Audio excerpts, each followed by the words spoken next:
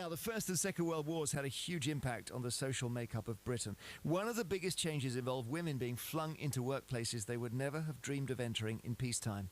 With men leaving their jobs to fight in the armed forces, women filled the gaps, working as anything from bus conductors to farmers to shipbuilders. Over 700,000 women worked in munitions factories alone. It was a far cry from being a housewife or working in domestic service.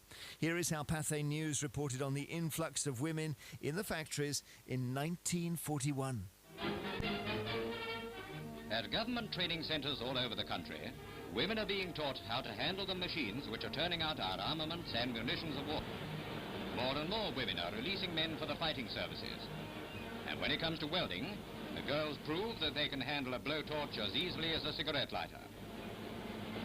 The girls can mend anything with an electric welder, except the ladders in their stockings.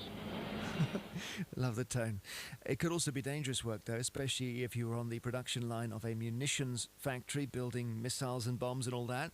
On the 4th of September 1940, the Luftwaffe attacked the Vickers factory at Brooklands in Surrey in broad daylight. 85 people were killed in 3 minutes. And this lady you're about to hear, Eve Freaks, was 20 years old. She was speaking to BBC Surrey and she said this. I just left the works canteen and clocked in and was sitting on my bench waiting to go start work.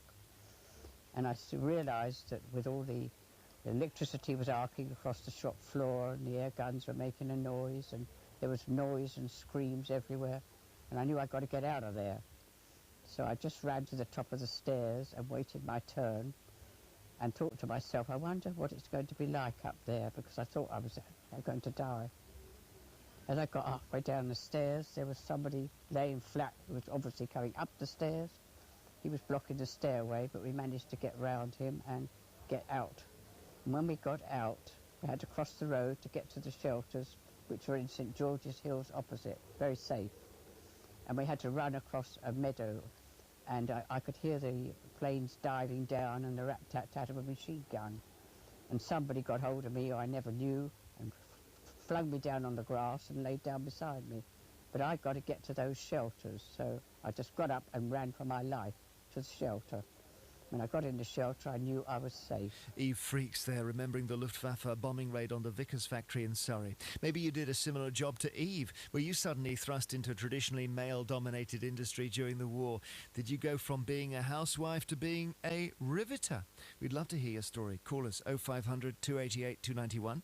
Lindsey German joins us, the author and peace campaigner. She's written a book called How a Century of War Changed the Lives of Women. Good afternoon. Good afternoon, Amazing to read about this period in the Second World War, because basically before it happened, women were confined to very, very small number of roles. Very, very much so, and particularly for married women and mothers, it was expected really that for the majority of them they didn't work outside of the home once they had children. And that all changed in the war. They were conscripted into work, really, and they went into jobs that they never thought they would do. A third of all engineers, for example, were women during the war. I was reading just that did you say that women didn't work as clerks in the Bank of England, they didn't work as conductors on the London buses, they had no right to vote, and they couldn't even get a degree from Oxford or Cambridge until 1920 and 1947, respectively. That's right. And in the First World War, most women before 1914, the biggest employer of women was domestic service. They left that to go into munitions factories, and by the end of the war, in Woolwich Arsenal alone, there were 25,000 women working there, huge numbers of people. And of course that changed their lives. It changed, they moved away from their families, they met men and had relationships with men. This was regarded as very scandalous. They went to pubs, which they often hadn't done, certainly on their own before. So lots and lots of changes for them. So the First World War changed things dramatically, and the Second World War continued that? Even more so. What happens after the First World War is that although women are thrown out of these jobs and very, very badly treated, unemployed for many of them, they actually go into work in other areas, like in clerical work, in light engineering, in the new industries like aircraft production, and that continues. And then the Second World War gives it a huge boost again, and you find most women, even nearly half of all married women, are employed by the middle of the Second World War. And factories, and specifically munitions, is the big one. It's the big one, more in the First World War than the Second World War. The Second World War, you have a change in warfare, so it's more aircraft production, tank production, all those shipyards, all those sorts of things they work in as well. And those jobs which they were doing, let's say in the Second World War, they were doing because men had left to fight. Is that correct? That's right, that men were conscripted. Now, actually, some men stayed in these jobs, and there were big arguments about women working in some of these areas, about how much money they were paid, big arguments about equal pay, which came onto the agenda at the end of the First World War. And then again, there was a Royal Commission on Equal Pay from the government at the end of the Second World War. We didn't even get it until 1970, so it tells you how long this took. But it really, these things came on the agenda as a result of the war. There must have been great sensitivity among the men who were going, that they were going to be shown up by the fact that the women might even do their jobs better. Well, they were very worried, and of course they all had apprenticeships. They worked for years as apprentices. They didn't want what they called dilution of the work. You know, they didn't want the women coming in who were less skilled in their eyes. I was trying to... The word dilution comes up a lot in your book. That was about women doing half the job for the same pay or something, wasn't it? What it was, they didn't want to undercut their wages, but they didn't at the same time want the women to get exactly the same pay. So the compromise was that women had the rate for the job, but it was agreed that at the end of the war they would leave these jobs, and this is what happened in both wars. But it didn't stop the women going to work in other things, so it had a very big long-term impact on women's lives. Well, let's play a song from the Second World War, which is called Rosie the Riveter, which I know for some of our listeners will bring a lot of things back. This is about a woman working hard in the factory on, of course, the riveting machine, while her boyfriend is fighting with the Marines, and it's sung by the Four Vagabonds. All the day long, whether rain or shine, she's a part of the assembly line. She's making history, working for victory. Rosie, the riveter, keeps a sharp lookout for sabotage. Sitting up there on the fuselage, that little frail can do more than a male can do. Rosie, the riveter. Rosie's got a boyfriend, Charlie. Charlie, he's a Marine. Rosie is protecting Charlie, working overtime on the riveting machine. When they gave her a production knee, she was as proud as a girl could be. There's something true about red, white, and blue about Rosie, the riveter. We could analyse that song for 10 minutes. Something sexual going on there. I think so, yes, it looks like to me. But of course the whole She's sitting across the fuselage and somebody's purring. Yes, but the whole attitude to sex, as one of the people I interviewed said, that the idea of virginity got lost in the war, and it very, very much was the case, that people were much more open about sex and sexuality, much more free to explore relationships, and that was a very big change for many, many women. But threatening for the men who were hoping they'd be still there when they came back. Well, there were lots of divorces after the war and during the war, a very high peak in the level of divorces for exactly that reason, that people got married, found that they met someone else in wartime, and they had divorce. And again, you didn't get the levels of divorce up until the 70s and 80s, till it got to a similar level again. And what's interesting about Rosie the Riveter and the scene that they paint is that is manual labour. There's probably right. a lot of sweaty, heavy work in there. And very difficult work, very dangerous work quite often. And it was always thought women couldn't do these sorts of jobs. They proved absolutely during the war they could do these sorts of jobs. You spoke to some of the women who lived through the war to add some personal insight to your book.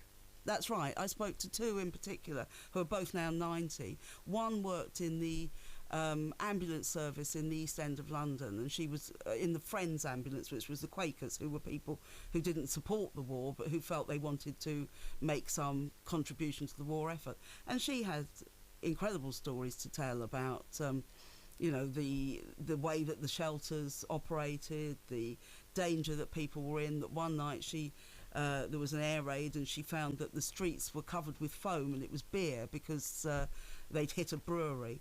And people went every night, and both of them say, it's very interesting, both of them say that we never thought it was dangerous at the time. We were 18, 19. They were young women who played a very, very big role in terms of contributing to work, but they said people didn't think it was dangerous. It was just what they expected to do. Were they able to assert authority if they were going around in an ambulance or telling people to take cover? Was that another change? Well, that's what they had to do, but of course sometimes people didn't listen to them, and some of the other women that I quote in the book they get involved in all sorts of things, which are, in Tottenham Court Road, you suddenly find that you're out with your ambulance, and you suddenly find it's very, very dangerous, and bombs are falling, and this happened all the time. Anybody else? You said there was a second person you spoke to?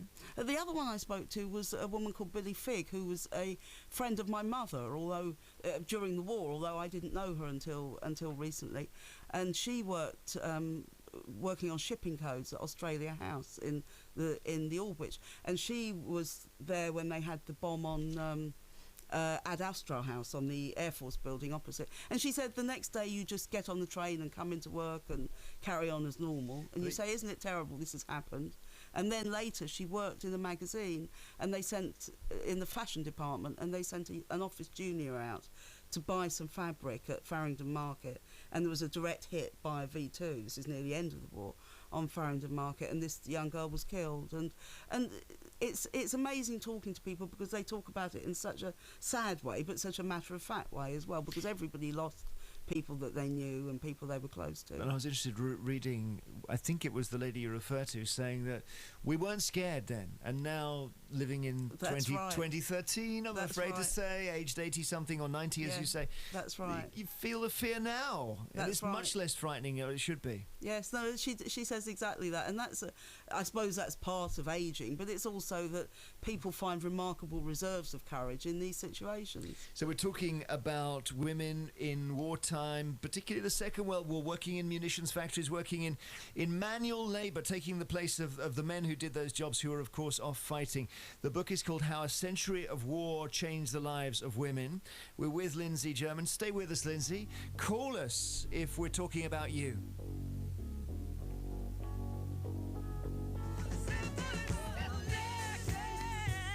Living for the city, we're talking about living in wartime and the way in which women's jobs changed as a result of the First and Second World War. Really interesting book by Lindsey German, which is discussing that. And Elsie Smith is in Crook. Hi, Elsie. Good afternoon. Good afternoon, Jeremy. And now you worked in a munitions factory in Durham. I did. I worked at the Aycliffe Ordnance Factory for 3.5 years, nearly. In the Second World War? In the Second World War. So yes. What were you making there, Elsie?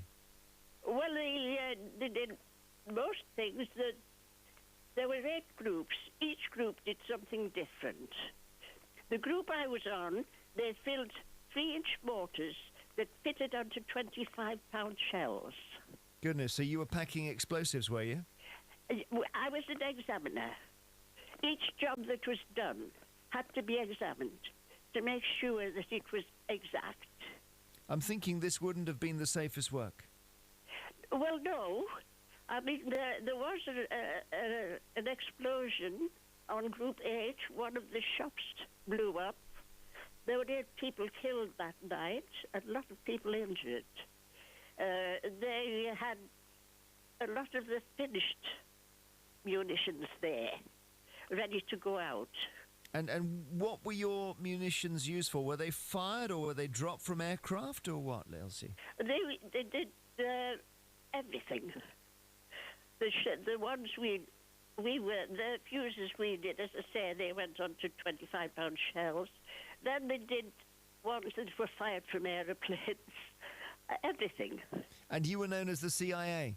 Yes. What did that stand for? Chief Inspector of Armaments. How many girls, or young women, I should say, were working there? I should think there were about 7,000 each shift, and there were 3 shifts. Mostly young girls. And we got the name Aycliffe Angels from Lord Haw-Haw. Oh, really? Yes. Who was broadcasting from Nazi Germany and doing Hitler's propaganda. So how did he come to mention you? Well, he said, we know all about the Aycliffe Angels, we know where they are, and we're coming for them. And anyway, everybody still went back to work the next day. Did you ever feel scared? No, not really. I think we had a job to do, and we went and we did it. And so while we were there working, no, we didn't. I think our parents were more frightened than we were. Yeah, I guess. Especially after that broadcast. I guess so. Yes, I imagine. And something about the camaraderie of 7,000 other young women all working on the same thing must have They been... came from all over County Durham and North Yorkshire. So a lot of the people had to travel quite a way. But still turned up. And how the married women did it with children, I don't know. It just must have been the most amazing experience. It was. It's a never to be forgotten experience, actually. Well, Lindsay is listening keenly. This is incredible, Lindsay. It's a great story, Elsie. Thank you very much for sharing it.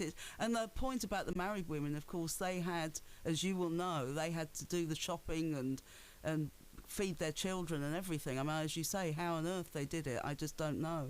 Thank you, Elsie, by the way. Julia Coles in Newton Abbot in beautiful Devon joins us. Hi, Julia. Hello, Jeremy. Now, your mum is in her 90s and I know has dementia now. I'm sorry to hear. But That's right. She was in one of these factories. Yes, she was. She worked in the it was an HMV factory, His Master's Voice, producing records before the war, and then they started producing radar, things for radar. And my mum worked there, although at the time they didn't know it was actually for radar, because it's all quite secret, I think, at the time. So again, it was manual labour and it was pretty highly skilled, I'm imagining, was it? I think it was, yes. I think she worked on the cathodes that went into it. I'm not actually technically sure exactly what it was, but from what she told me, it was quite fiddly sort of work, yeah. Do you ever get the feeling when you used to talk to her about it that you're talking about a different world? Yeah, I mean, I don't know how they did it, to be honest. I mean, for all those years, and you said about, did you ever feel scared? And I don't think, like the other lady said, I don't think they did as such. I mean, things happened, but I think they all seemed to take it in their stride, you know. Did she talk to you a bit about it before she fell ill? Oh, yes, lots of stuff she told me, you know, the girls she worked with. And I mean, she wasn't married. Some of the girls were married. Some of the girls, one particular friend she had a brother who was in the Navy, and so there was always that thing, you know, what was happening to him. And but they all sort of stuck together. They lodged, this particular girl was called Lulu, and they lodged together. And my mum hated being away because she was an only child. She'd never been away. She was only 19, never been away from home before. And I think it was this camaraderie, you know, they all stuck together, and whatever happened, that was their family, I suppose, at the time. Amazing. Julia, thank you. All the best. Thanks. So, Bye. Lindsay, this changed the lives of women, not just during the Second World War, but right up to the present day. That's right, and I think it's interesting what Julia was saying, that generation, they did all these things, but also I was brought up, and probably she's a similar age, where they did talk about it. They were very proud of what they've done. They did, and quite rightly. And for women, it was a different life. And even though for a few years people went back into the home and were more likely to be full-time housewives, that began to change very quickly. And I think we're the inheritors of much of what they did to change things. Great book. Thank you for coming in. Thank you. Lindsey German has written How a Century of War Changed the Lives of Women.